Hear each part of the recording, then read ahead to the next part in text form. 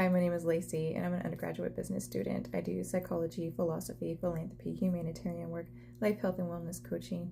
I also love to read and write poetry and bedtime stories. And in this slide, I'm going to talk to you a little bit about my journey as a healthcare worker. So like Dr. Andrew Huberman, my curiosity about the brain grew out of difficult life experiences.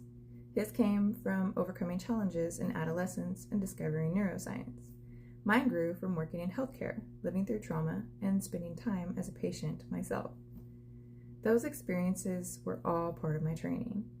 I was learning how my body and brain responded to stress and how to live stronger and healthier. I was fascinated by the world around me. I watched the people in my community, listened to their stories, and wondered why people struggled the way they did. I wanted to understand why some people were healthy while others were suffering. I wanted to know why people made the choices they made, why some people recovered from hardships while others didn't. And most of all, I wanted to heal these people. I went to work every day. I stayed close to my family. I was supported by my community. And I eventually started working in healthcare, and I asked questions that no one around me seemed to be willing to ask. And I found the answers.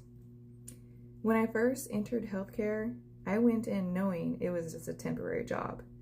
I was just getting my feet wet. I was planning to go back to the university, but I wanted to see what my true calling was. I was developing my niche. I knew I was going to work with illnesses, unfair situations, grieving families, and even death. That I was already prepared for.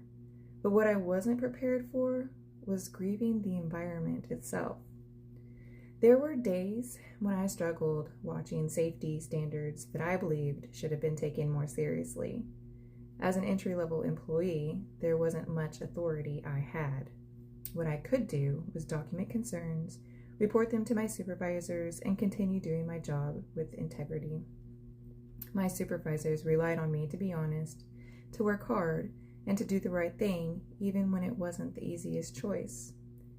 There were also times when I was asked to leave my assigned hallway to cover another because work wasn't getting done.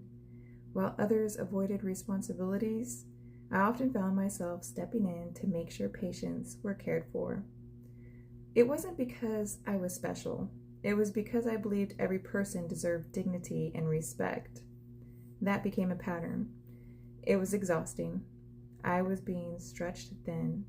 And there were days I questioned whether I belonged in healthcare at all, but I stayed to figure out what my niche was. I kept growing